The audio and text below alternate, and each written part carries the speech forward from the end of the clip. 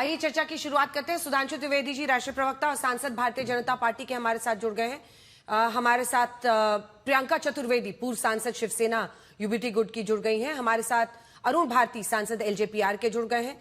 Congress party की तरफ से सांसद श्याम कुमार बर्वे, मुझे बताया जा रहा है, जुड़ रहे हैं, लेकिन वो अभी हमारे साथ जुड़े नहीं हैं, उनका इंतजार करेंगे। समाजवादी पार्टी की तरफ से सांसद वीरेंद्र सिंह हमारे साथ आज इस चर्चा में जुड़ रहे हैं। सुधांशु त्रिवेदी जी, सवालों की शुरुआत आप ही से करते हैं, चाहे सोनम वांगचुक जी की चिट्ठी या राहुल गांधी जी की जो आज बातें हैं। दोनों यही कह रहे हैं कि आपने जो प्रदर्शनकारियों के साथ ज्यादती पुलिस ने की है उस पर आप माफी मांगे। शिक्षा मंत्री के इस्तीफे पर भी वो अड़े हुए हैं। और सवाल यह है कि आपके पास बतौर सरकार आज क्या रणनीति है, आपके पास क्या तैयारी है? आप बच्चों को एक ऐसी शिक्षा व्यवस्था पर कैसे भरोसा दिला सकते हैं जहां पेपर लीक ना हो? ये तो बेसिक रिक्वायरमेंट है। सुधांशु जी। हाँ, देखिए, जहां तक छात्रों के हित की बात है, सरकार पूरी तरीके से सजग भी है और संवेदनशील भी है। प्रधानमंत्री जी ने स्वयं हम लोगों के संसदीय पार्टी, एनडीए की संसदीय पार्टी की बैठक में यह बात कही थी कि 13 लोगों पे कार्रवाई हुई और जो लोग इसमें पकड़े जाएंगे उनके लिए कठोर दंड होगा। आपको यह भी ध्यान होगा कि हमारी सरकार ने विधेयक लाकर नियम में परिवर्तन किया है और पेपर लीक को और कठोर दंडनीय अपराध बनाया है। अब आप एक और बात आइए, हमने शिक्षा व्यवस्था को बेहतर करने के लिए ये जो नीट की व्यवस्था की है, 2016 से पहले जब नीट की व्यवस्था नहीं थी तो प्राइवेट कॉलेजेस में सबको पता है कि प्रैक्टिकली सीटें नीलाम होती थी।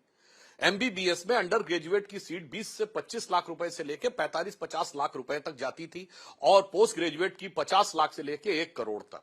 तो सामान्य मध्यम वर्ग और गरीब मध्यम वर्ग का तो बच्चा सोच ही नहीं सकता था कि 25 लाख, 50 लाख और 1 करोड़ देके जाएगा। उसके लिए तो रास्ते परमानेंट बंद थे। आज वो रास्ते इसलिए खुले हैं क्योंकि हमारी सरकार ने व्यवस्था में वो परिवर्तन किया कि अब गरीब और मध्यम वर्ग के छात्र के पास भी वो मौका है। अब अगला प्रश्न आता है कि किसी भी प्रकार से पेपर लीक ना होने पाए। सरकार उसकी भी व्यवस्था कर रही है और यह केवल कोई एक विषय केंद्र का ही नहीं है, अनेक राज्यों में हुए। राहुल गांधी जी शायद आप गफलत में बोल गए, उन्हें ध्यान ही नहीं है। जब आप 152 बोल रहे हैं तो सारे राज्यों के भी इंक्लूड किए दे रहे हैं, जिसमें आपके राजस्थान के भी 19 थे। मगर अंजना जी, इस बार जो पेपर का लीक हुआ वो पिछली बार से भी अलग था। सामान्यतः पेपर लीक उसे कहते हैं कि पेपर सेटिंग के बाद छपने के लिए जाता और छपने से परीक्षा केंद्र, इस बीच में कहीं लीक हो जाए। इस बार तो पेपर सेटिंग करने वाले ने पेपर लीक कर दिया। अब ये तो कल्पना से परे था।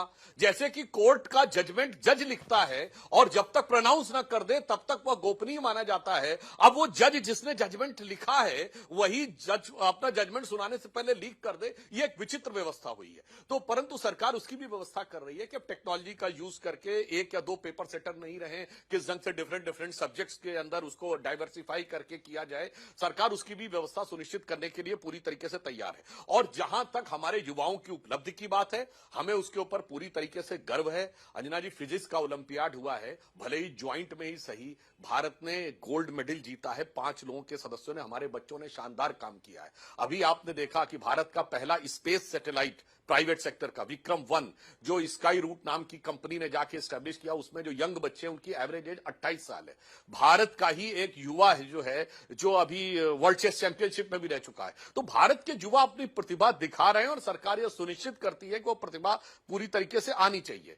पेपर लीक के विषय के ऊपर सरकार सजग भी है और कठोर भी है उन लोगों के ऊपर। परंतु यह भी बात है कि छात्रों को भी यह ध्यान रखना चाहिए कि कुछ विशेष उपद्रवी तत्व हैं जो अराजकता की गिद्ध दृष्टि रखते हैं और वो सत्ता लोलुपता की मानसिकता से प्रभावित हैं और वो हर आंदोलन में पिछले दरवाजे से जाकर घुस जाते हैं और उनका उद्देश्य तोड़फोड़ करना होता है।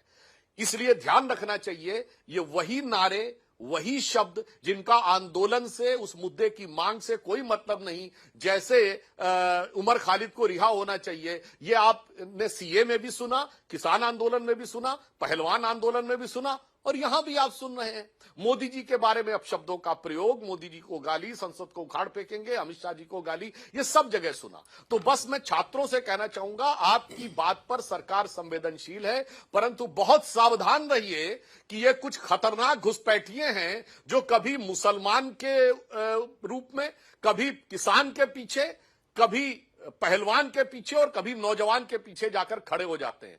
तो मैं ये भी कहूंगा कि घुसपैठियों से सावधान रहिए और अपने आंदोलन का भी एसआईआर करा के रखिए।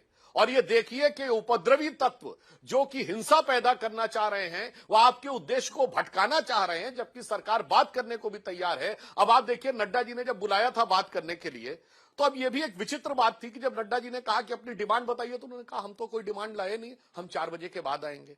तो यह भी दर्शाता है कि एक नॉन सीरियस अप्रोच भी थी। तो मैं कह रहा हूं, गंभीरता से आइए, बात करिए, सरकार हर समस्या का समाधान करने के लिए कृतसंकल्पित है। ठीक है, प्रियंका जी आप ही के पास आते हैं, उसके बाद मैं वीरेंद्र जी फौरन आपका रुख करूंगी। प्रियंका जी, आज बड़ा सवाल यह है कि एक बहुत बड़ी चुनौती इस वक्त है इस सरकार के सामने। जो तैयारी उनकी तरफ से दिख रही है या जिस तरीके से वो आगे बढ़ रहे हैं, क्या वो बच्चों को आश्वस्त करने में कामयाब होते दिख रहे हैं? वहीं दूसरी तरफ आज भी वो विरोध प्रदर्शन जस का तस जंतर मंतर पर चल रहा है और एक तरह से भावनात्मक रूप से जो ज्यादा से ज्यादा लोग जुड़े सोनम वांगचुक की वजह से, वो भी सरकार के सामने आज शर्तें रख रहे हैं। नहीं, देखिए, जिस तरीके से सरकार ने अपने अहंकार के चलते ये पूरा मामला इतना आगे बढ़ने दिया, जिसकी वजह से स्टूडेंट्स रास्तों पे आए और उनके ऊपर लाठीचार्ज हुआ है। और अंजना जी, मैं आपको ये भी बता दूं, मुंबई एक ऐसा शहर है जहाँ पे छात्र राजनीति अलाउड नहीं है, कॉलेज कैंपसेस में अलाउड नहीं है, और आज हमेशा स्टूडेंट्स अपॉलिटिकल रहे हैं, पर आज वो भी इतनी भारी संख्या में शिवाजी पार्क जाकर प्रोटेस्ट कर रहे हैं। 900 से ज्यादा बच्चों को डिटेन किया है, हर रोज कर रहे हैं। तो आप समझ सकते हैं, बार बार ये कहने की कोशिश, चोला पहनाने की कोशिश की जा रही है कि फॉरेन फंडेड है, एंटी नेशनल है, ये है वो है। दीज आर जेन्युइन स्टूडेंट की प्रॉब्लम है। सरकार चाहती तो जब मई में ये पूरा NEET examination re examination order किया था, तभी बच्चों से संवाद शुरू कर सकती थी। पर जब चीफ जस्टिस ने उनको कॉकरोच और ये सारी चीजों की उपाधि दी, उसके बाद भी ये लोग बात कर सकते थे। पर ये बात करना इनके अहंकार पे मान चलता नहीं ना। इस सरकार में इतनी अहंकार से भरी हुई सरकार है, तो यहाँ पे भी नीम टिकरे ढूंढ ढूंढ कर बहानेबाजी कर कर अकाउंटेबिलिटी से भाग रही है। 23 दिन पूरा जंतर मंतर में उनका प्रोटेस्ट चला है, और 23 दिन के बाद आप जाकर जेपी नड्डा जी कहते हैं हाँ आइए मुझसे बात करिए, और फिर ये बहानेबाजी करें कि अरे कुछ फॉर्मेट तो लाते, कोई फॉर्मल नोट तो लाते। क्या फॉर्मल नोट, जब पूरे देश भर में एक ही मांग चल रही है कि धर्मेंद्र प्रधान का इस्तीफा हो। अब धर्मेंद्र प्रधान की बात आती है, 2014 से लेकर आज तक 3 इनके एजुकेशन मिनिस्टर बदल चुके हैं। स्मृति ईरानी बदल चुकी है, डॉक्टर आरपी निशंक बदल चुके हैं, प्रकाश जावड़ेकर जी बदल चुके हैं। ऐसा क्या धर्मेंद्र प्रधान में है कि ये लोग पूरी सरकार को दांव पे लगाने को तैयार हैं?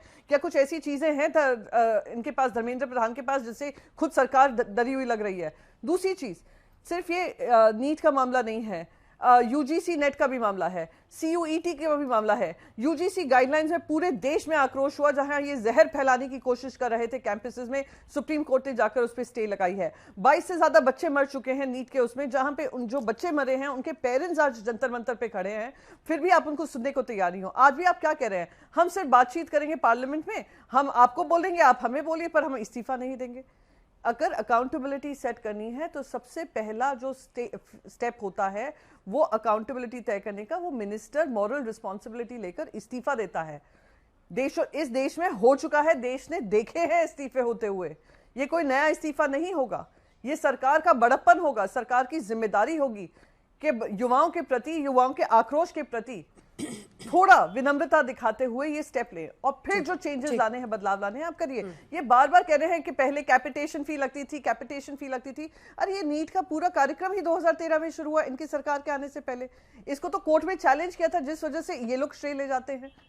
और श्रेय किसका, धर्मेंद्र प्रधान जी को दे रहे हैं, जबकि उस समय वो धर्मेंद्र प्रधान थे भी नहीं एजुकेशन मिनिस्टर। ठीक है, तो थोड़ा तथ्यों के अनुसार अगर बात करेंगे तो अहंकार से भरी हुई सरकार को जनता और युवाओं की किसी तरीके के दुख दर्द दिखाई नहीं दे रहे हैं, जिसके चलते ये माहौल आज बन चुका है। श्याम कुमार बर्वे जी भी कांग्रेस पार्टी की तरफ से अब जुड़ गए हमारे साथ, लेकिन सुधांशु जी आप उनकी बात का जवाब दीजिए।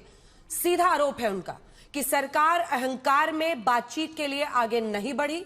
इससे पहले भी कई बार ऐसा हुआ है, और अब जबकि ये आंदोलन, जिसमें आप कह रहे हैं कि वो सामने आ गए, वो उसको हाईजैक कर लिए, लेकिन ये आंदोलन का ही दबाव था कि आपको बातचीत के लिए आगे आना पड़ा। और दूसरा पक्ष इसका यह भी है कि पेपर लीक हुआ है, जिम्मेदारी और जवाबदेही तो है।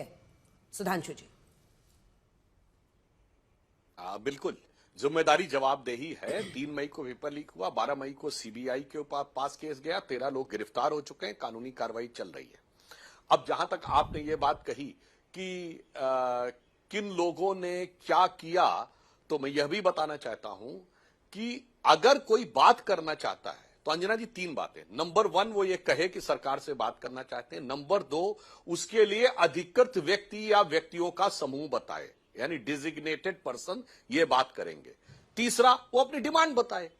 इससे पहले कहीं पर ऑफिशियली हुआ नहीं हुआ। जैसे ही उन्होंने कहा कि हम बात करना चाहते हैं और ये अमुक 2 लोग आएंगे, सरकार तैयार हो गई, आइए।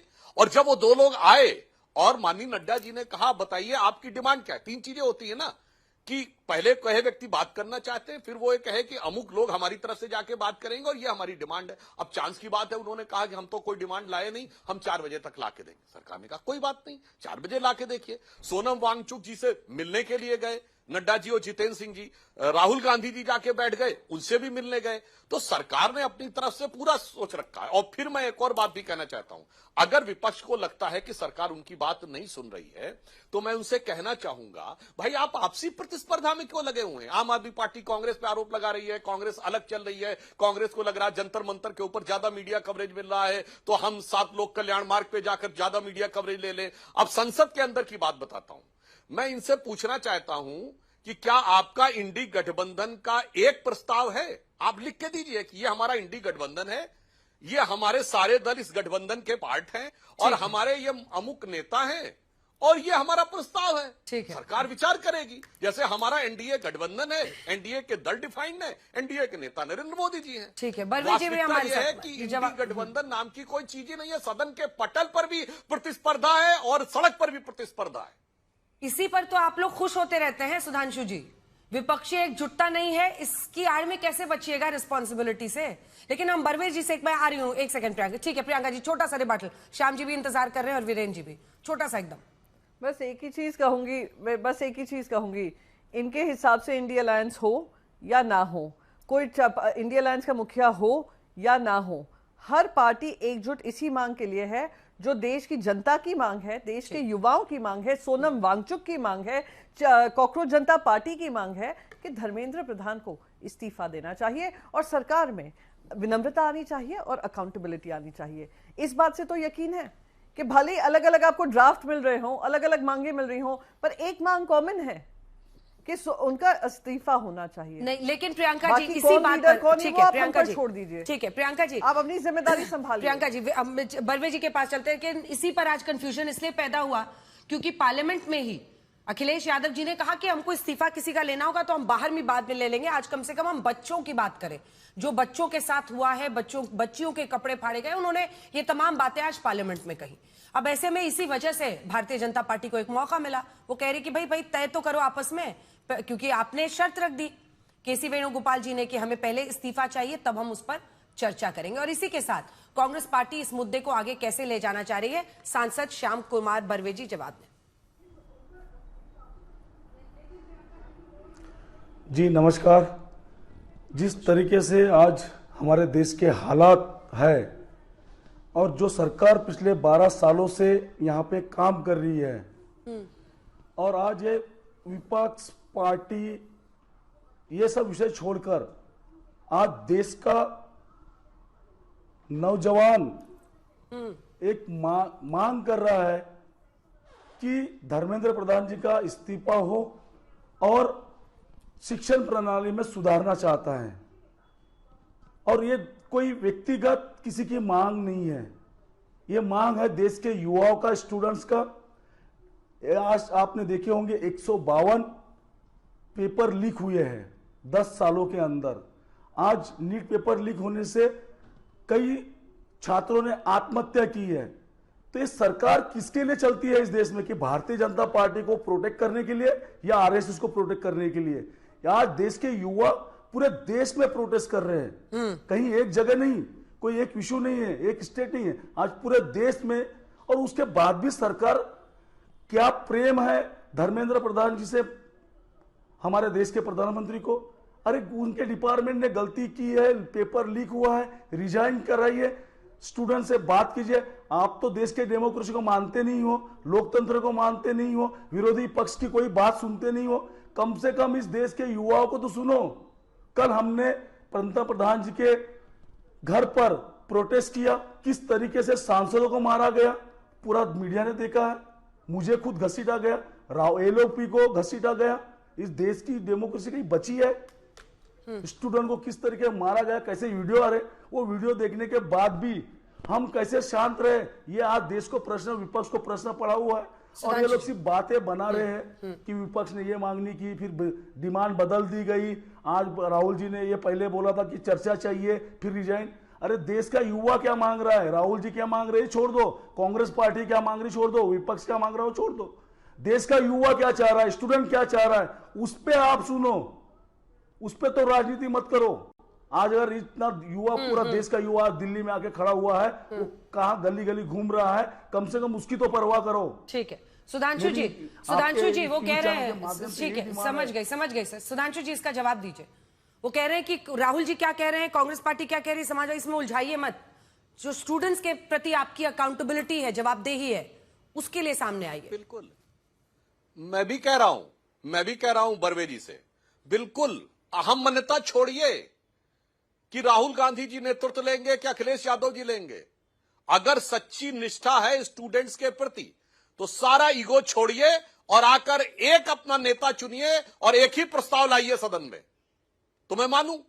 अभी आप हमसे कह रहे हैं कि सरकार असंवेदनशील थी, सोनम वांगचुक जी वहां पर बैठे हुए थे, ये राहुल गांधी जी कहां अंतर ध्यान थे, लुप्त प्राय थे, धरती के किस कोने में विचरण कर रहे थे। अचानक सदन शुरू होने से 2 दिन पहले उनका भारत भूमि पर, धरातल पर अवतरण होता है और वो ज्ञान देने लगते हैं। आप तो बहुत संवेदनशील थे ना, तो आप 22 दिन से क्या कर रहे थे? चलिए, अब जो बात गई सो बीत गई, सो बात गई। आज मैं कह रहा हूं, आपस का ईगो छोड़ दीजिए और कहिए हम सब छात्रों के साथ हैं, हम सदन में एक ही प्रस्ताव लाएंगे, हम आपस में एकजुट होकर एक अपना रिप्रेजेंटेटिव चुनेंगे, एक प्रस्ताव लाएंगे। और अंजना जी, मैं दावे से कहता हूं ये नहीं लाएंगे, क्योंकि इनमें से सबको अपनी अपनी राजनीति करनी है, छात्र हितों से कोई मतलब नहीं रखना है। और उसका प्रमाण यह है, मैं बरवे जी को याद दिलाना चाहता हूं सर, एक आपके यहां यात्रा निकली थी पेपर लीक को लेकर, अजमेर से जयपुर तक, अशोक गहलोत जी की सरकार के खिलाफ 19 पेपर लीक हुए थे। किसने निकाली थी? सचिन पायलट जी ने।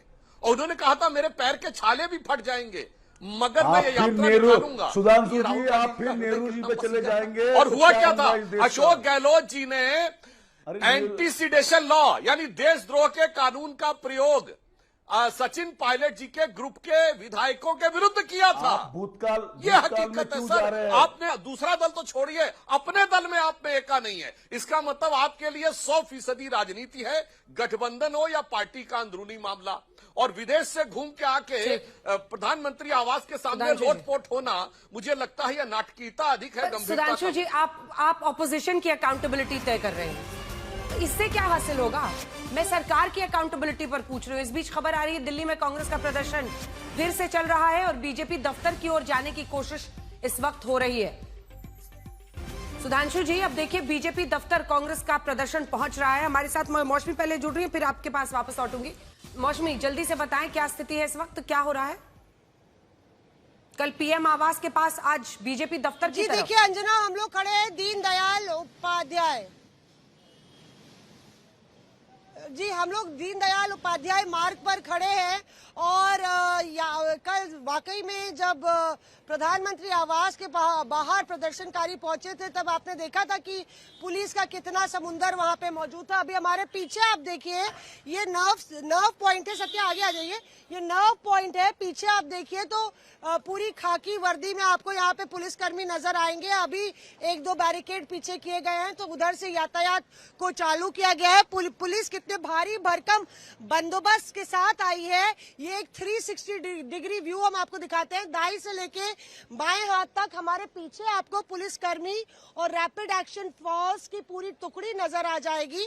और यहाँ पे आप देखिए कि तमाम आला अधिकारी दिल्ली पुलिस के जो है पेट्रोल कर रहे हैं। 2 बसें भर के कांग्रेस कार्यकर्ताओं को यहाँ से ले जाया गया है, जिसमें देवेंद्र यादव प्रदेश अध्यक्ष भी शामिल हैं। कहाँ से कहाँ तक आपका मार्च था? यहाँ पे तो बैरिकेड लगा, जो बीजेपी मुख्यालय तक मार्च था और यहाँ बीजेपी मुख्यालय जो है दीनदयाल उपाध्याय मार्ग पे, तो यहाँ पर जो है बैरिकेड लगा, मैं यहीं रोक दी गया। नहीं पाया आप यहाँ डिटेन किया हमको। हमारी 2-3 बसें भर के जो है पुलिस लेके गई है, जो कि मतलब गिरफ्तारी दी है देवेंद्र यादव जी ने और हमारे जो बड़े लीडर हैं उन्होंने। और ये बर्बरता जो हुई है है। कल जो आप देखिएगा हिस्ट्री में नहीं है, हमारे जो देश का मुस्तकबिल है, वो जो देश का मुस्तकबिल जो है उसको ऐसा करा जा रहा है कि हड्डी तोड़ दी गई है। हम बता दें आपको अंजना कि अभी 1 घंटे पहले ही राहुल गांधी ने यही इंदिरा भवन में प्रेस वार्ता खत्म की है।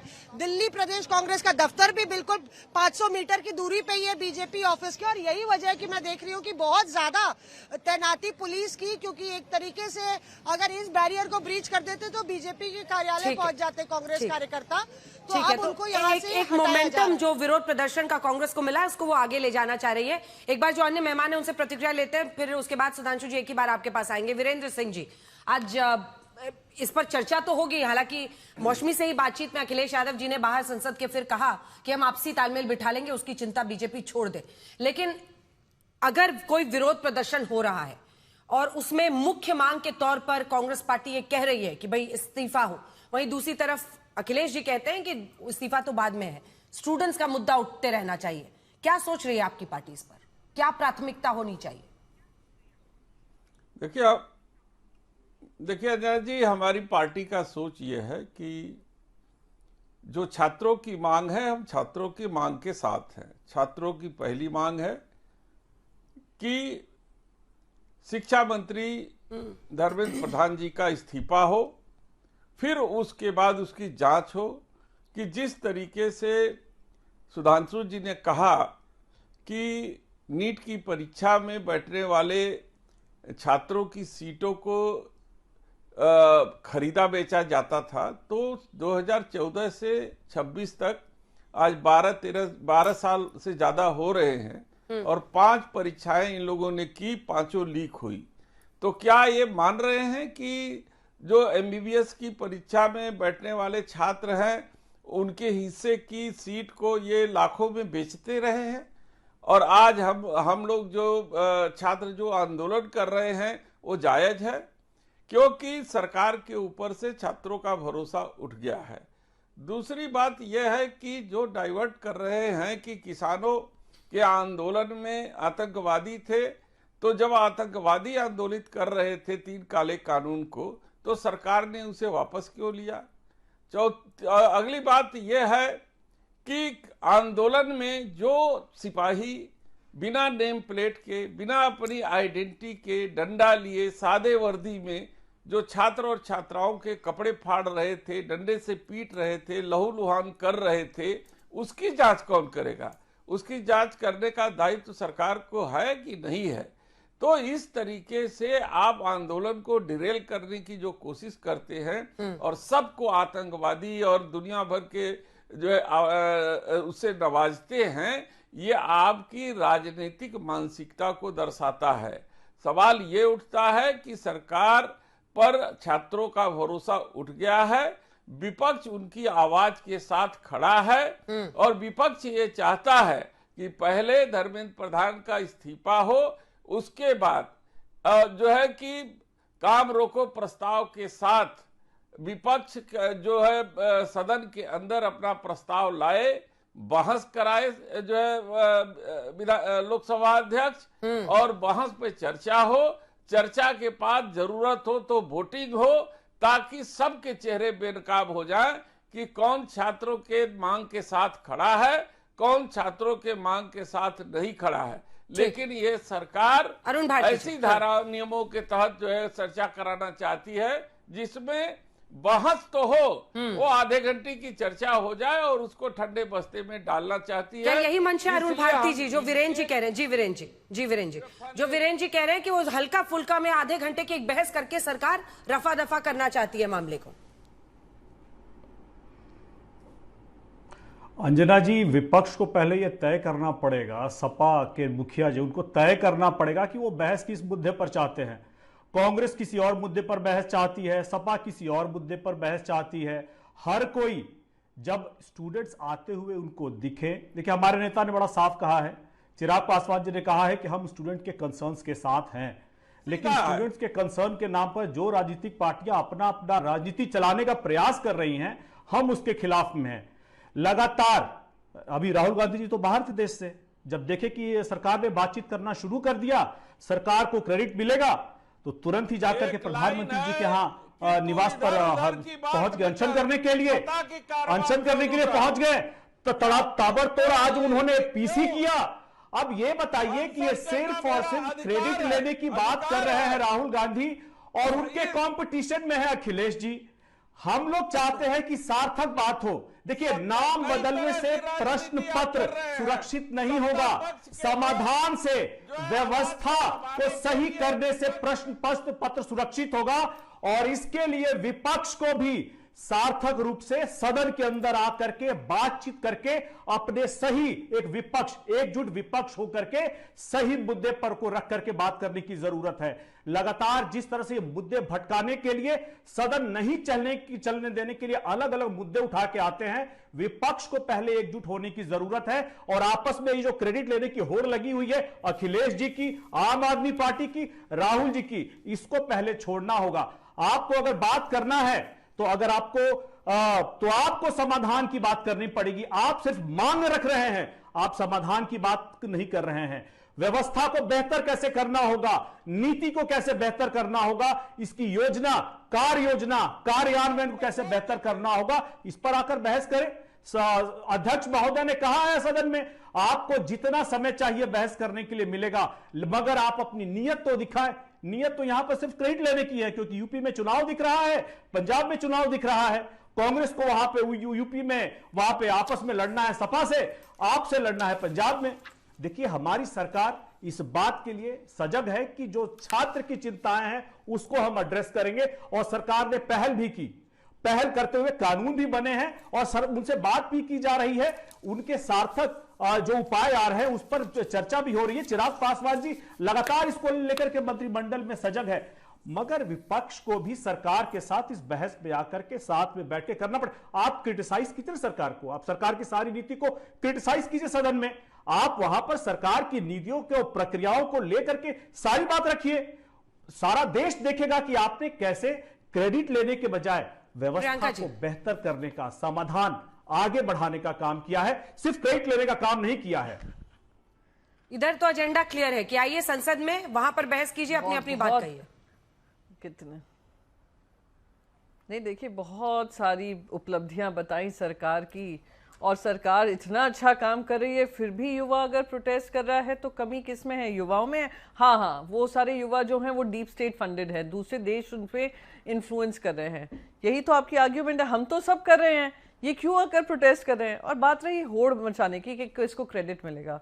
यूपी के इलेक्शंस तो बीजेपी भी लड़ने वाली है, पंजाब में भी लड़ने वाली है, तो क्रेडिट आप ले लीजिए ना, आप इस्तीफा ले लीजिए। विपक्ष का जो भी वो है, जो भी जिस बल से वो चल रहे हैं उनके, वो आप उसका क्रेडिट लेकर इस्तीफा दे दीजिए, कह दीजिए कि हाँ हम शुरुआत करेंगे, हाँ हम ये मॉरल रिस्पॉन्सिबिलिटी लेते हैं। देश के प्रधानमंत्री कहेंगे कि हाँ मैंने 28 साल युवा के बारे में तो बात की जो स्काई रूट में काम कर रहे हैं, मैं उन बच्चों की भी बात करूंगा जिनकी समय से पहले मौत हो गई क्योंकि नीट की व्यवस्था हम ठीक से नहीं संभाल पाए। कर लें प्रधानमंत्री जी, ले लें क्रेडिट।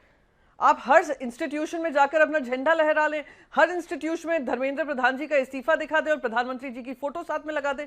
कौन रोक रहा है? ले लीजिए क्रेडिट। पंजाब के हर स्कूल में लगा दीजिए, यूपी के हर स्कूल में लगा दीजिए। पर जो युवा मांग कर रहे हैं उनकी बात तो सुन लीजिए। अब रही बात पार्लियामेंट में बात करने से, और यहाँ पे सत्ता पक्ष और विपक्ष अपनी अपनी बात रखकर, क्या युवाओं को उनका न्याय मिल जाएगा?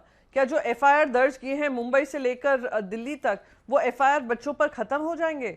जो पेलेट गन्स चलाई गई हैं, क्या उनके निशान और दाग खत्म हो जाएंगे? क्या उन बच्चों को, उन परिवारों को वो 22 बच्चे वापस मिल जाएंगे? बहस का निष्कर्ष होना चाहिए ना, और बहस का निष्कर्ष एक ही है, अकाउंटेबिलिटी। और अकाउंटेबिलिटी तय करने की जिम्मेदारी सरकार की है। सरकार इस्तीफा ले ले और फिर बताए कि क्या क्या काम करने वाली है बच्चों के भविष्य के लिए। जवाब दीजिए। उसी से तो बच रही है। ये सारा आज संसद तक नहीं आती बात, अगर आप लोगों ने तभी मई के महीने में ही काम कर लिया होता, पर आपने इसको हवा दी ना। अब आप कह रहे हैं कि ये आकर ये आकर हमें प्रोटेस्ट रखें, ये प्रस्ताव रखें। क्यों प्रस्ताव रखें? देश की आवाज नहीं सुनाई दे रही आपको, आपके कानों तक नहीं पहुंच रही है। सुधांशु जी, अब देखिए, मैं तथ्यात्मक जवाब भी देता हूं और राजनीतिक भी। मैं बिल्कुल कहना चाहता हूं अंजना, आप बिल्कुल सरकार से कोई सहयोग मत करिए, आप जितनी टांग खींचनी है खींचिए, मगर मैं प्रश्न पूछना चाहता हूं, शिक्षा क्या यूनियन लिस्ट का सब्जेक्ट है क्या? नहीं, ये तो कॉन्करेंट लिस्ट का सब्जेक्ट है। ये केंद्रीय सूची का विषय नहीं है, समवर्ती सूची का विषय है, राज्यों का भी है। तो आप जिन राज्यों में हैं, जम्मू कश्मीर से लेकर केरल तक अनेक राज्यों में सरकार में हैं, वहां अपना मॉडल दिखा दीजिए कि हमने ये किया। जैसे एग्रीकल्चर कॉन्करेंट लिस्ट का सब्जेक्ट था 2014 से 4 से 14 के बीच में, विपक्ष में रहते हुए हमने मॉडल दिखाया कि हमारे सारे भाजपा शासित राज्यों में एग्रीकल्चर ग्रोथ रेट 10% से ऊपर रही। तो मध्य प्रदेश का एग्जाम कौन करा रहा था? 6% एग्रीकल्चर ग्रोथ रेट पे। सुधांशु जी, नीट का एग्जाम कौन कराता है? सुनिए तो, मैं अभी हम बता रहे हैं आपको। हम आपको बता तो रहे हैं, अगर इनको नीट से कोई प्रॉब्लम है, आप अपने यहां करके दिखाइए और कहिए ये है मेरा मॉडल। जैसे आईसीआर अलग था, एग्रीकल्चर में हमने करके दिखाया। आप दिखाइए कर्नाटक का मॉडल क्या है, आप दिखाइए तेलंगाना का मॉडल क्या है, आप दिखाइए। तो मॉडल क्या है कि कर्नाटक में सिद्धारमैया डीके शिव कुमार लड़ेंगे, वहां चन्नी जी और राजा वाडिंग लड़ेंगे, सब आपस में लड़ेंगे और काम धेले भर का नहीं करेंगे, फिर दिल्ली में आके हल्ला मचाएंगे। अब मैं बताना चाहता हूं, जो भारत की संसद में दिखाई पड़ा, जो कुछ कांग्रेस ने अखिलेश जी के साथ किया और अखिलेश जी के मुंह से जो निकला, ये मैं 2023 के मध्य प्रदेश चुनाव का वाकया याद दिलाता हूं। कमलनाथ जी ने अखिलेश जी के लिए क्या बोला था? अखिलेश वखिलेश छोड़ो। तो संसद के पटल पर केसी वेणुगोपाल जी के नेतृत्व में कांग्रेस ने अखिलेश जी को जैसे किनारे किया, यानी छात्रों का मुद्दा नहीं था, अखिलेश वखिलेश छोड़ो। और अखिलेश जी के मुंह से क्या निकला था? कांग्रेस बहुत चालू पार्टी है। और आप देखिए कांग्रेस ने क्या शानदार स्ट्रेटजी अपनाई है कि प्राइम टाइम में मीडिया का सारा आकर्षण कैसे लिया जाए। उनको लगा कि कॉकरोच पार्टी जंतर मंतर पे सारा फुटेज खाए जा रही है, तो कल जाकर शाम के समय प्रधानमंत्री आवास के ऊपर जाके लोटपोट हो गए। अब देखिए 4 बजे प्रेस कॉन्फ्रेंस की और 6 बजे अभी आपके यहां दिखाया जा रहा है, अब भाजपा कार्यालय की तरफ जा रहे हैं। यानी वो न मीडिया में एक अपनी स्ट्रेटजी बना के चल रहे हैं कि कैसे हम लगातार फोकस से बने रहे। छात्रों के हितों से कोई मतलब नहीं है और संसद के अंदर भी अपने साथियों के हितों से भी मतलब नहीं है। आपस में एक होड़ है कि कौन ज्यादा पॉइंट स्कोर कर ले। और आज इसीलिए मैं कहना चाहूंगा, कांग्रेस के लोग जो काले कपड़े पहन के आए थे, इसके लिए मैं कहना चाहूंगा जितने भी रूप ये धर के आ रहे हैं, नारायण स्वामी का एक दोहा है, वो कांग्रेस के चरित्र पे एकदम सही आता है, जिनको छात्रों से कोई मतलब नहीं, अपनी राजनीति करनी है। इसे कहते हैं अंदर से मैलो हियो, बाहिर रूप अनेक, नारायण तासो भलो कौवा तनमन एक। तो इस देश ने बाकायदा ये पता है और बिल्कुल सही बात है, विपक्ष में अपने साथियों को मात देती हुई कांग्रेस पार्टी जो भी बाहर से सीख लेके आते हैं राहुल गांधी जी, कैसे सोशल मीडिया और मीडिया में मुझे अट्रैक्शन बना के रखना है कि सारा फोकस मेरे ऊपर रहे, कोई दूसरा नेता कहीं कुछ पाने ही ना पाए, वो अपना उस रणनीति से आपको रोक रही हूँ एक सेकंड। इस वक्त खबर आ रही है, प्रदर्शन खत्म करने के लिए सरकार से सीजेपी की 3 मांगे। शिक्षा मंत्री धर्मेंद्र प्रधान के इस्तीफे पर कॉकरोच जनता पार्टी अड़ गई है और साफ साफ कह दिया है कि 3 शर्तों में से एक शर्त इस अनशन को खत्म करने का, इस धरना प्रदर्शन को खत्म करने का यह है कि शिक्षा मंत्री का इस्तीफा हो। उनकी बातों पर जल्दी से, सुधांशु जी की बातों पर प्रियंका जी आप हाथ उठा रही थी, जवाब दीजिए फिर मैं जाऊंगी।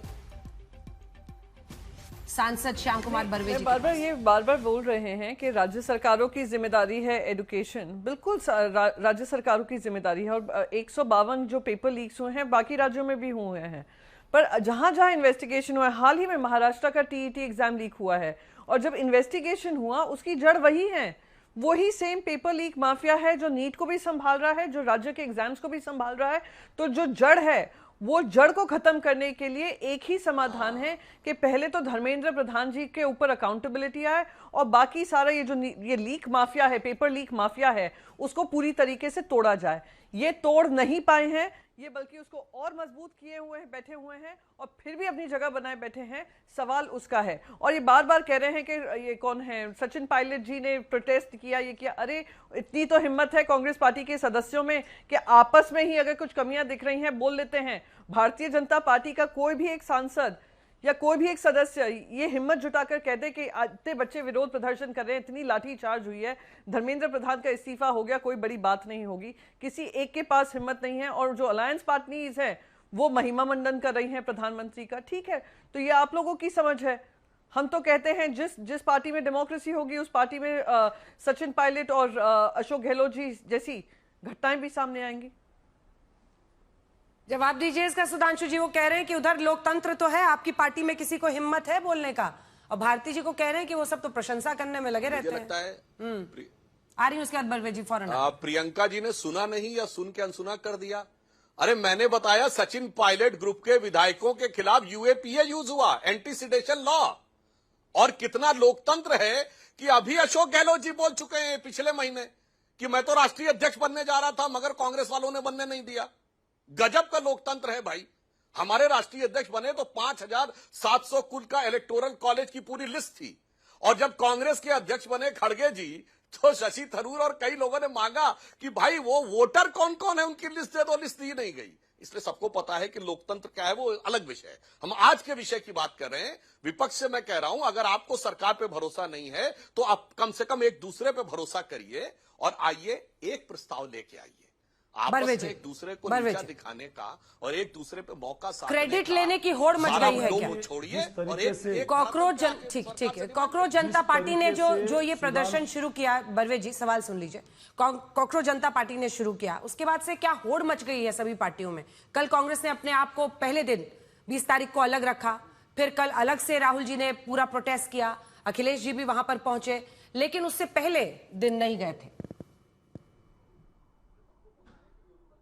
बिल्कुल, आपका प्रश्न हमारे सुधांशु जी और अरुण भारती जी के साथ में मेरे सांसद साथी गण है, इन्होंने जो प्रश्न उपस्थित किया था कि अभी तक राहुल जी या कांग्रेस पार्टी कहां पर थी, तो आपको भी मैं याद दिलाना चाहूंगा और सुधांशु जी को भी याद दिलाना चाहूंगा और भारती जी को भी याद दिलाना चाहूंगा।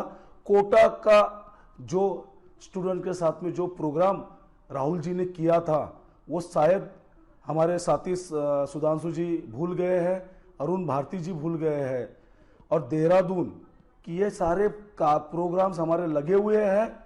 आगे हमें और भी नीट पे आगे हम करने वाले हैं, लेकिन अभी हमारा सेशन चालू हुआ तो हमारी नैतिक जवाबदारी इस देश का विपक्ष करके बनती है और उस जवाबदारी से हम लोग सारी चीजें कर रहे हैं।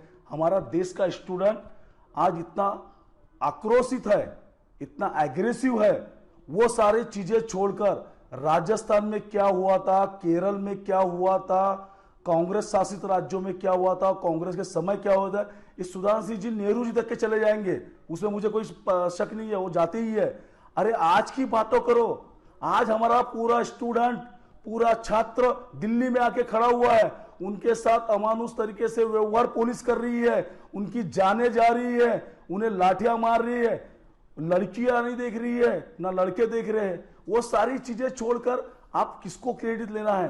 कांग्रेस को कोई क्रेडिट नहीं चाहिए। आप कल रिजाइन कर दीजिए, परसों चर्चा करा लीजिए, हम उस पर सजेस्ट करेंगे किस तरीके से परीक्षा लेनी चाहिए, हम आपको बताएंगे, क्योंकि आपको सरकार चलाना आता नहीं है, आप एग्जाम लेने के लायक आपकी सरकार नहीं है। 12 साल में एक काम आप बता दो जो आपने सही से किया हो।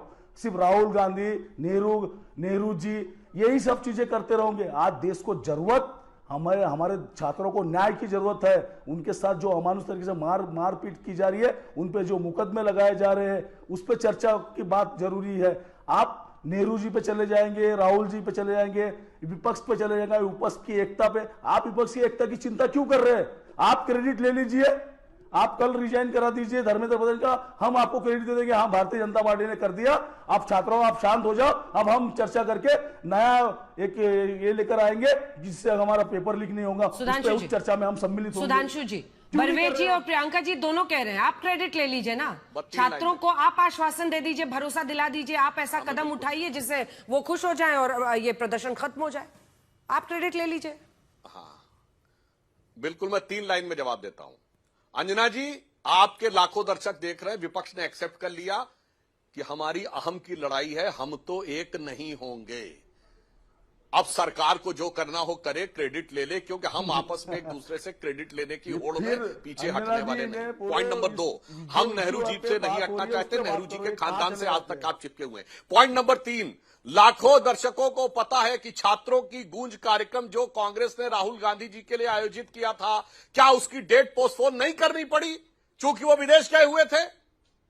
विदेश में सैर सपाटा करने, ज्ञान ध्यान प्राप्त करने, चिंतन मनन करने, अज्ञातवास में विचरण करने, whatever the reason would have been, जो भी कारण रहा हो, मगर ये बताइए छात्रों की गूंज तो शिफ्ट हो जाएगी और यहां पर जंतर मंतर पे नहीं आएंगे और फिर आकर अचानक प्रधानमंत्री आवास के पास जाकर जैसे बच्चों में बाल हट होता है कि मुझे खिलौना नहीं मिला तो मैं बैठ जाऊंगा, उन्हें लगता है ये मेरा खानदानी मकान था, यहां तो मुझे ही रहना था, वो भूल गए कि वो किराएदार थे, चल अंदर न बैठ सका तो बाहर ही जाके बैठ जाऊं, इस ढंग का नाटकीयता प्रस्तुत करेंगे। मैं सिर्फ एक बात वर्वे जी से कहता हूं, क्या छात्रों की गूंज कार्यक्रम शिफ्ट हुआ कि नहीं? बोलिए। राहुल जी के विदेश जाने से इसका मतलब विदेश में घूमना इंपॉर्टेंट था? आपके अनुसार छात्रों की गूंज कार्यक्रम जो कांग्रेस ने रखा वो कम इंपॉर्टेंट था? नहीं हुआ। अच्छा, तो इसका मतलब मई से लेके और जून तक वो 25 दिन कांग्रेस ने कार्यक्रम ही नहीं बनाया कि जब तक राहुल गांधी बाहर रहेंगे। बहुत बढ़िया, स्वीकारोक्ति के लिए धन्यवाद। चलिए जल्दी से वीरेंद्र जी से एक कमेंट, वीरेंद्र जी और अरुण भारती जी से। वीरेंद्र जी, अब आगे क्या करना है? कांग्रेस पार्टी तो आज फिर आंदोलन करती दिखी है, आप लोग क्या कीजिएगा? देखिए, हम लोग पूरी तरीके से छात्रों के मांग के साथ हैं। केवल एक लाइन है कि तू इधर उधर की न बात कर कि बता कि कारवां क्यों लूटा। आप इधर उधर की बात मत करिए, किसका किससे संबंध है, किसका किससे नहीं है, कौन एकजुट है, कौन नहीं है। जो हमारे छात्र आंदोलनरत है उनकी एक मांग है कि शिक्षा मंत्री का इस्तीफा हो। इस्तीफा होने के तुरंत बाद जो है लोकसभा में प्रस्ताव ला करके हमसे जो भी बन पड़ेगा वो सारे पॉजिटिव सुझाव आपको देंगे और उस रास्ते पर आप चलेंगे तो पेपर लीक नहीं होगा। ये बात मैं आपके माध्यम से कहना चाहता हूं सरकार को। प्रियंका जी कह रही है इतने बड़े मुद्दे पर भी आप लोग आईना नहीं दिखा रहे हैं सरकार को। अंजना जी, 350 से ज्यादा परीक्षा एंट्रेंस एग्जाम्स होते हैं हमारे देश में, इसीलिए व्यवस्था को बेहतर करना ही एकमात्र समाधान है। नाम बदलने से प्रश्न पत्र सुरक्षित नहीं होगा, समाधान से, बेहतर सुझाव से और व्यवस्था को बनाने से, व्यवस्था को बेहतर करने से यह प्रश्न पत्र सुरक्षित होगा। देखिए, जरूरी यह है आज के दिन में कि विपक्ष आए, अपने मुद्दों को एकजुट होकर सही तरीके से रखे, सदन में किस प्रावधान के तहत बहस करना चाहता है बहस करे और बहस करके अपने सुझाव दे, व्यवस्था को बेहतर करने में अपना सहयोग दे। और अभी मैं सुन रहा था वर्वे जी को, इन्होंने कहा कि छात्रों की गूंज देहरादून में हुई, कोटा में हुई, आपके केरल में भी छात्र प्रदर्शन कर रहे हैं। मुझे लगता है छात्रों की गूंज केरल में भी होनी चाहिए। बिल्कुल, और वहां की तस्वीरें नहीं चल रही, पर वहां पर भी वाटर कैनन्स खूब चल रहे हैं। सुधांशु जी हाथ उठा रहे हैं, सिर्फ एक लाइन सुधांशु जी, सिर्फ एक लाइन।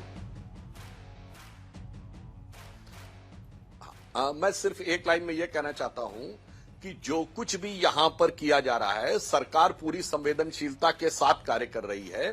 और अगर विपक्ष ये अपनी जो भी विषय रखना चाहता है, अगर 4 घंटे की बहस है, मैं दावे से कह रहा हूं अंजना जी, जैसे मणिपुर पे ये लाए थे अविश्वास प्रस्ताव, वो 5% मणिपुर पे नहीं बोले थे।